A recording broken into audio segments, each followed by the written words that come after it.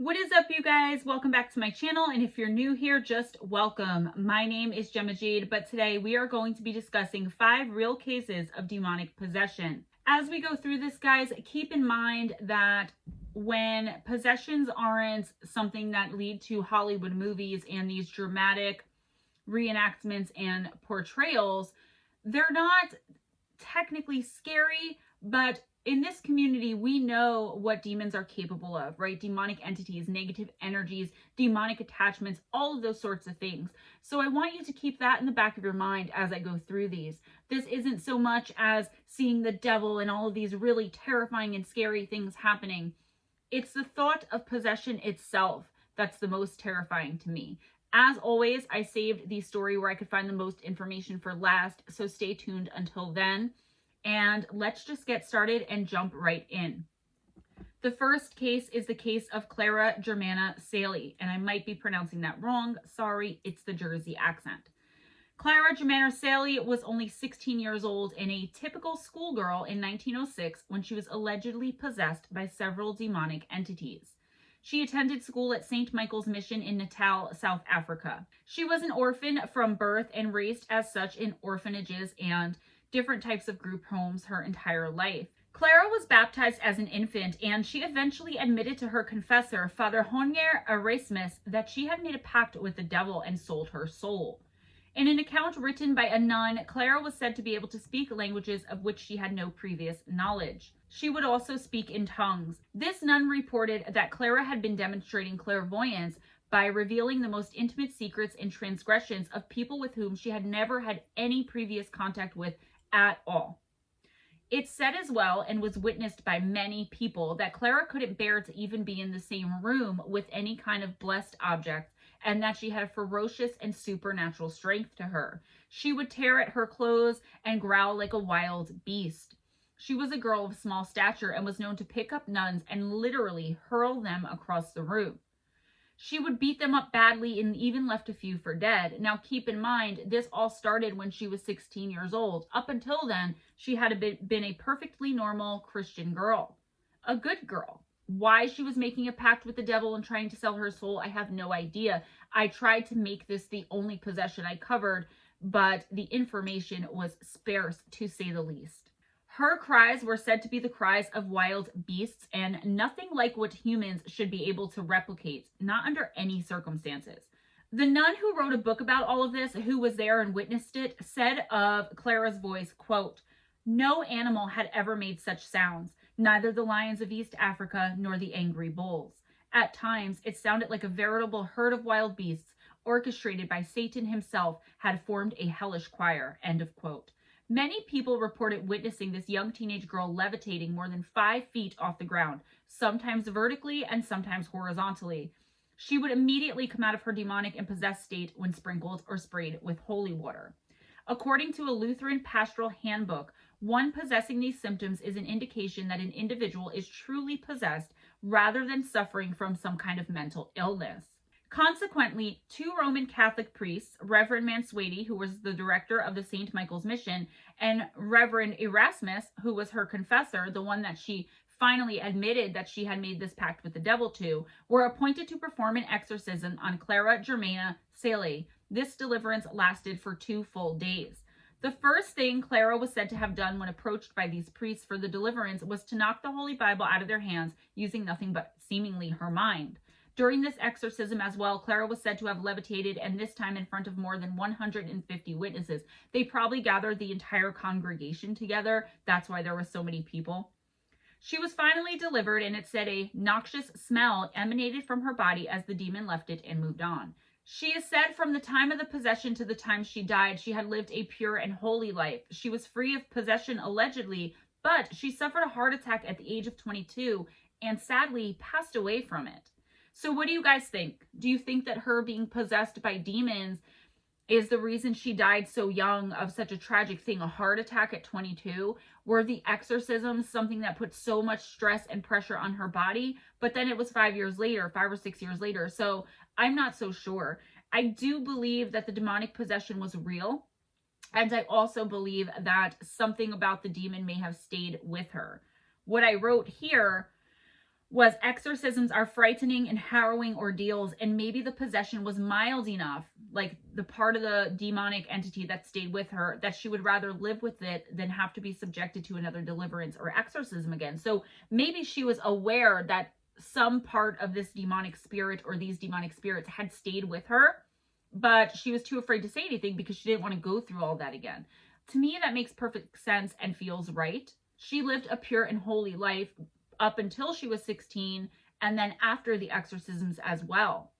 This is what scares me the most. Like, you don't even know how terrified I am of demonic possession. I know I have nothing to fear because I'm a child of God. I am reborn. I was baptized, but it just scares me, guys. It really does. Joseph Birch and Sotiris Charalambos. I've included this next one simply to show you guys that I am not lying when I tell you all that objects can contain energy and not all of it is good. Please be wary and cautious when making purchases of any secondhand items such as you would find in a thrift store or at a garage sale. Also, something can innocently be given to you by a friend or relative as a gift, and then you unknowingly have allowed negative or even demonic energy or entities to enter your home. Things found in the trash or in dumpsters are specifically suspect to me, especially if they're in good and working condition. You have to ask yourself why someone would throw such a useful or beautiful thing away. I admit my favorite places to shop are yard sales and secondhand shops, but you must always be careful and wary of what you are purchasing, as you may just get more than you bargained for.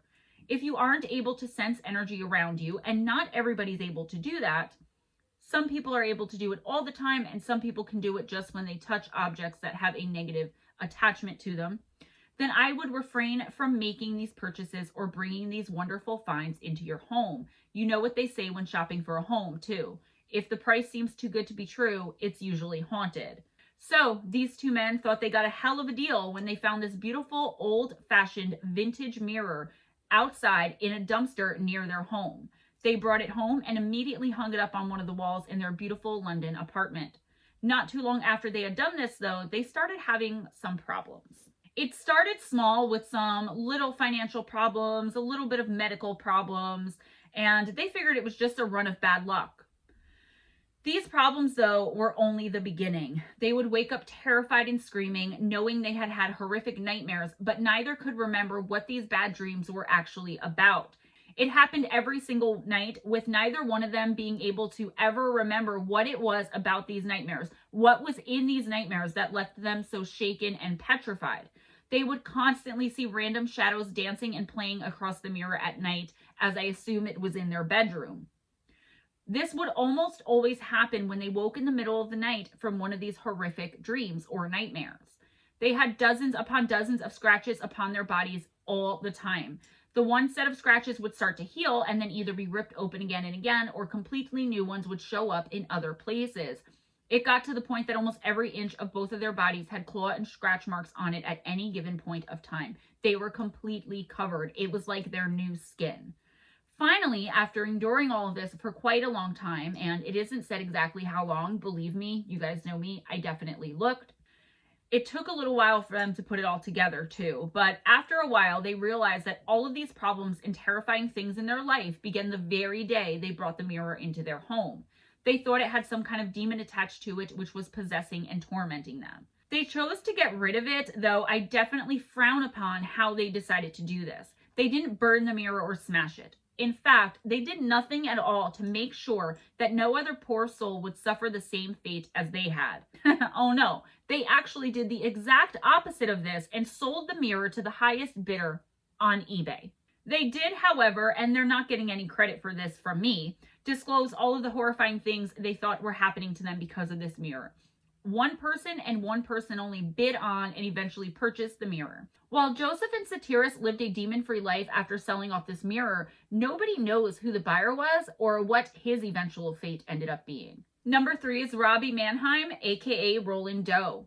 Most of us in this community have seen one movie or another about the cases of real-life demonic possessions, which are hugely exaggerated by Hollywood directors and filmmakers at large. I don't think there's any other that's more notorious than this one. The possession and exorcism of young Robbie Mannheim. In 1930, when Robbie Mannheim was only 13 years old, he decided to use a Ouija board to try and contact the spirit of his beloved and recently deceased aunt. She was a mystic, as they were called back in those days, and schooled and taught Robbie a lot about the spirit world and realm. He was very interested in it, but not very learned, as all he had really done was sit wide-eyed and watch her do certain rituals and listen to her tell him stories of things she had witnessed and encountered from the other side. He decided to use this Ouija board and figured it was the perfect way for him to communicate with his deceased aunt, who was possibly a witch. Who knows? Not long after, totally not judging, not long after, his family started experiencing frightening occurrences. Furniture in the house would move without explanation, and religious art on the walls vibrated when Robbie would walk past. Only when he would walk past. Robbie's classmates even reported seeing his desk get up and fly across the room on multiple occasions. This went on for a very long time, and Robbie suffered greatly while waiting for the priest trying to help his family to get permission from the Vatican to perform the necessary exorcisms needed. Can I just say on a side note that I highly disagree with the fact that all of the power is given to the Pope and the Vatican, as he is just a man, and Jesus says in the Bible that we all have the ability to cast out demons. It's just a matter of how much faith you have. He gave this power to his disciples. So if we are followers and disciples of Jesus Christ, and I'm not saying we all are, I am, but I'm not saying we all are. If his family were religious, then they definitely were. Any one of us or them should be able to cast demons out. Many families, and especially young children, end up suffering unnecessarily because of this ego trip the Catholic Church is on, with the need of not only permission, but undoubtable and irrefutable proof before granting the necessary exorcisms. Sorry, that's my rant for this video.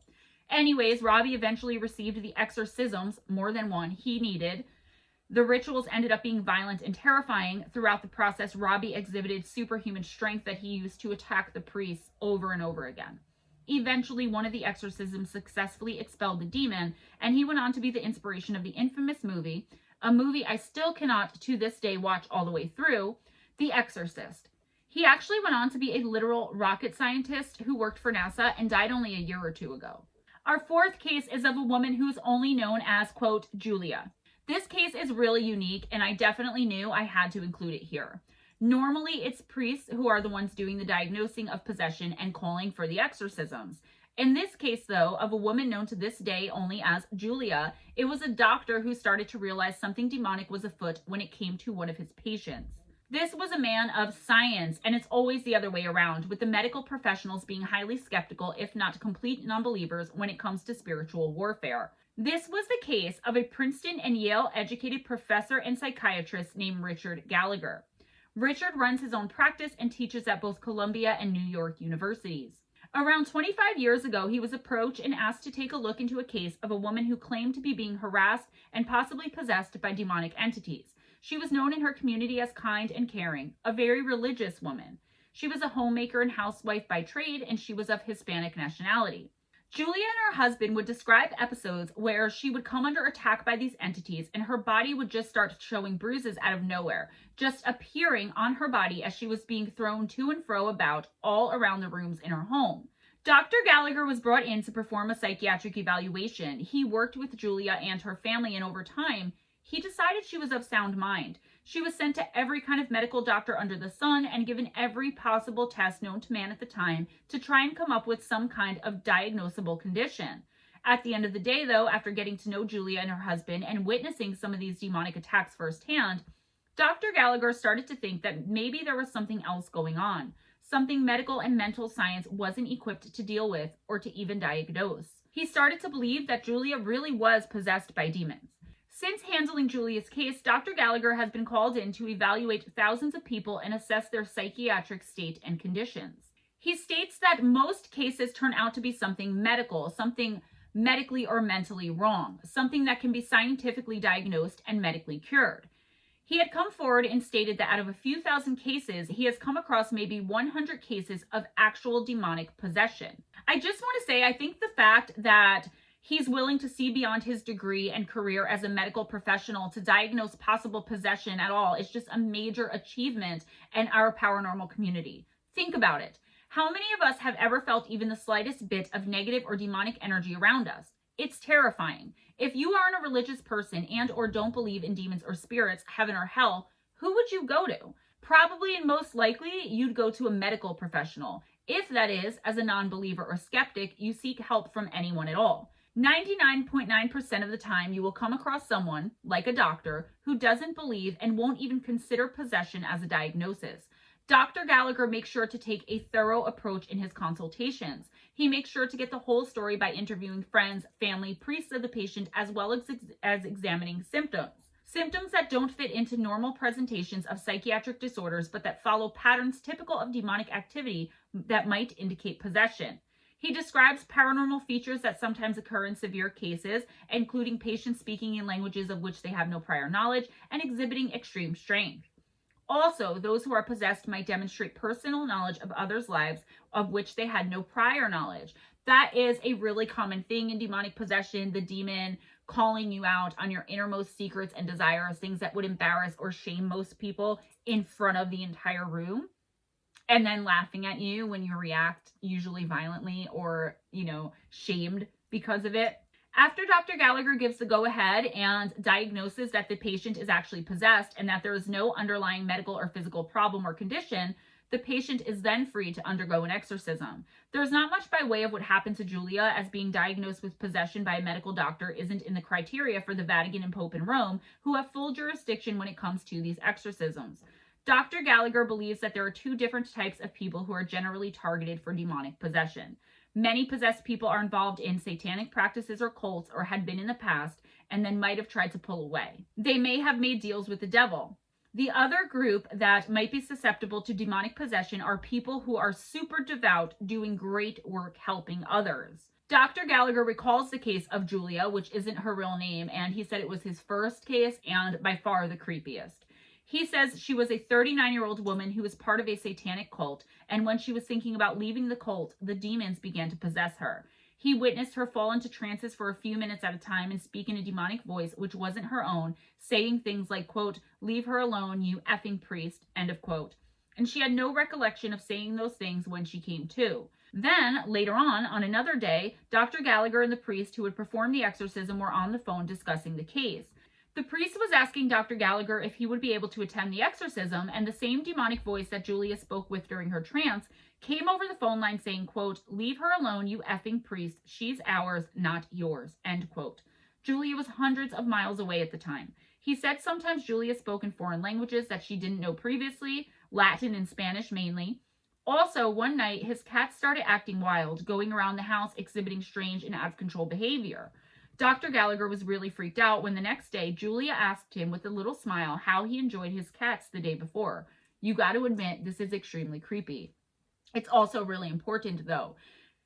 Dr. Gallagher and doctors like him, hopefully there's more, giving the go-ahead for an exorcism after going through everything else it could possibly be is really important, so that nobody ends up getting sued if someone dies tragically from an exorcism, which happens all the time. If you watch the, overly dramatized movie, The Exorcism of Emily Rose, which the real case was Anneliese Michel, the girl from Germany way back in like the early 1900s, I think is when that took place. Could have been a little later than that, but it was a while ago and in Germany.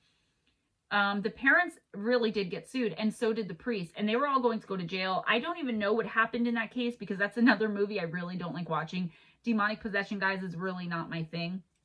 It's not my forte, which is why I decided to do an entire series on it, because I like facing my fears and I like bringing you guys the most accurate information I possibly can to try to dispel any rumor to keep you guys safe, because knowledge really is power, not to sound like, some kind of PBS commercial or something, but it really is. Knowing what you're dealing with, how to deal with it, what to do, what not to do, signs, symptoms, all of those things are so important in this community, especially to the little group that I call the tribe, because a lot of us are clairvoyant, clairsentient, empathic.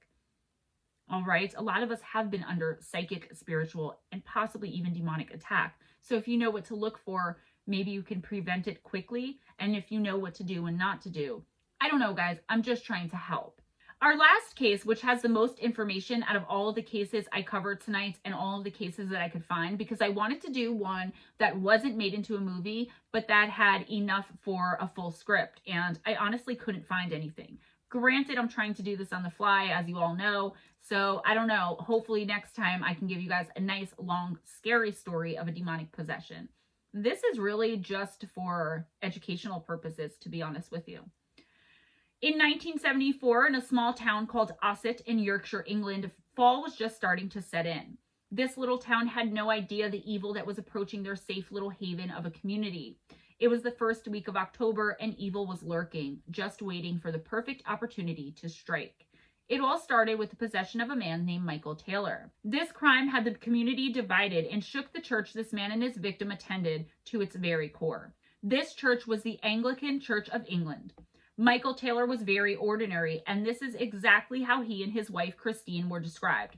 Ordinary. Quote, Michael was 31 and they lived an ordinary life together up until the weeks before the murder took place. This was a time of very long-standing unemployment in northern England, and Michael suffered a pretty severe back injury. He spent most of his time looking for work and filling out applications, and the rest of his time he spent getting rejection letters and phone calls from these potential employers. Coal and cotton were the main resources for this town, and it wasn't uncommon for people to be unemployed for very long stretches of time. The struggle was real, and though Michael wasn't at all a religious man, he let his wife talk him into attending a prayer group at the local Christian Fellowship Church. His wife figured if nothing else, it would lift his spirits and pull him out of this really deep depression he had recently fallen into for being in such severe pain all the time and also not being able to bring in any income to provide for his family. This was about 3 weeks before the murder took place. The prayer group was led by 22-year-old Mary Robinson. At some point during the evening, she began to shake and tremble, a sign that the Holy Spirit was within her, allegedly.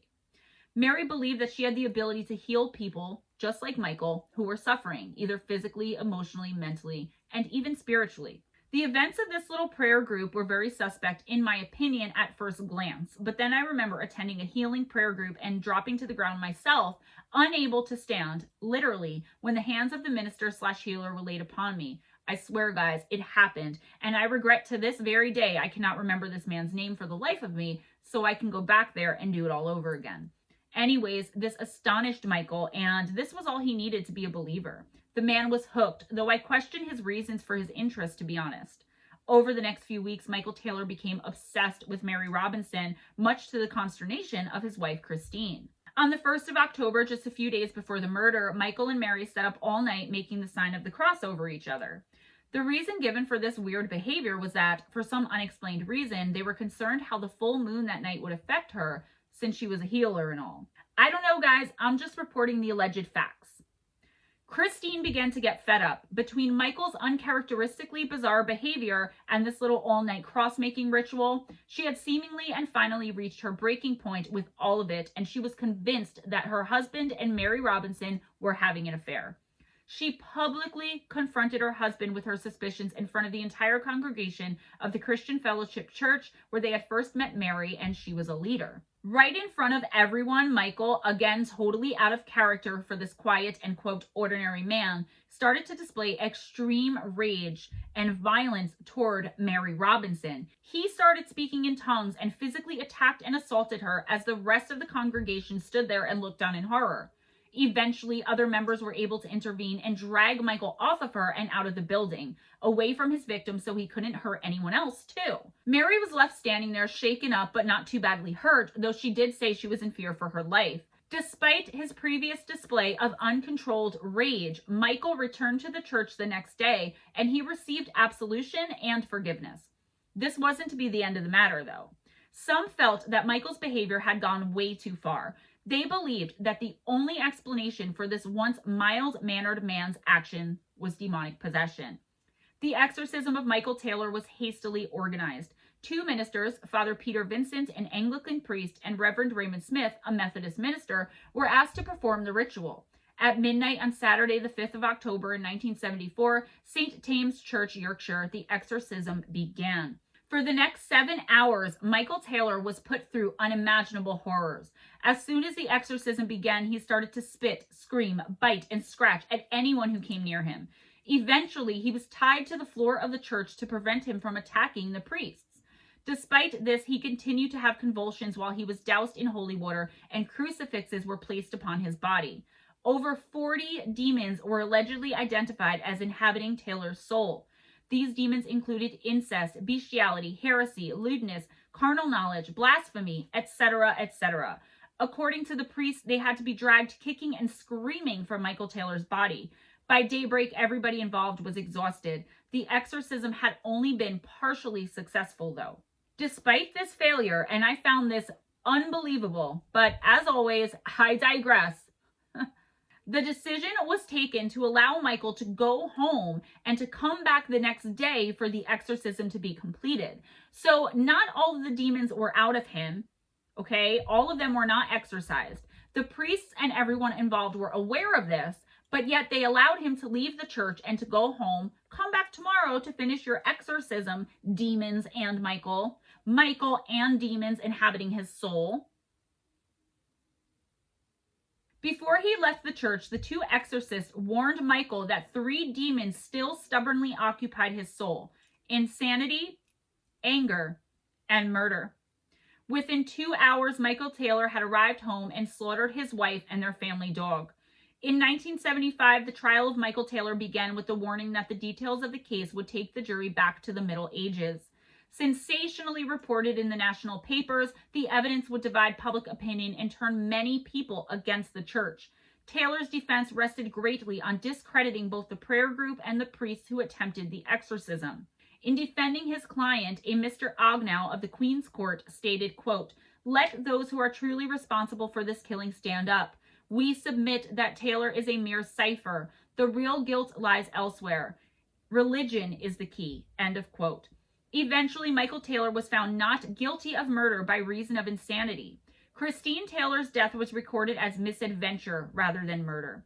Taylor was detained in a secure psychiatric ward for the next 4 years. He was then judged to be sane and released back into society. Since his release, he has attempted to take his own life 4 times, and in 2005 was brought back before the courts again, accused of inappropriate conduct with a small child. What do you guys think about this one? This one kind of enraged me and baffled me all at the same time. Do you think the prayer group of the Christian Fellowship Church is the reason for Michael's alleged possession? All I can think of here is Mary Robinson, in my opinion, was faking being able to speak in tongues and heal, and was perhaps saying something she didn't know or understand the consequences of.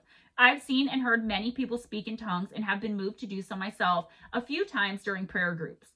There was a witness to this exorcism, a woman named Margaret Smith, who warned everyone that it was a terrible idea to allow Michael to leave the premises until the exorcism was completed because of the 3 demons that still existed, one of them being murder.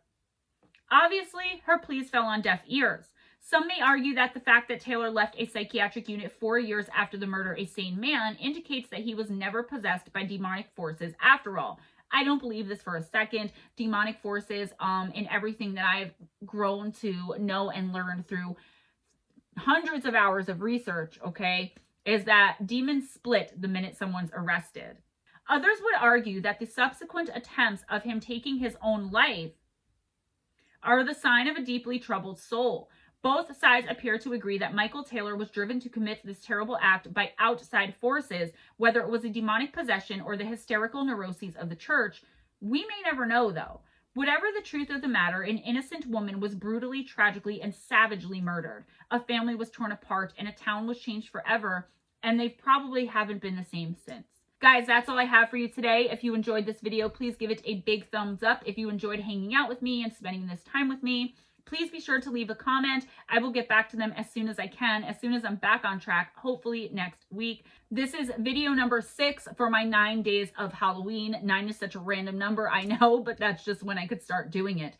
Please subscribe if you haven't already and check out some of my other content. I don't think you'll be disappointed. If you are subscribed, hit that notification bell. If you have any encounters with the supernatural and or paranormal and want them to be a part of my listener encounter series, or for any and all other correspondence, please email me at GemmaJadeParanormal@gmail.com. Also, check out the description box for some links if you haven't been able to get to a live stream and want to see what it's all about. There's Campfire Stories on Friday nights and Fireside Chat on Sunday nights over on Missing Persons and Mysteries with myself and Steve Stockton, aka Stemma.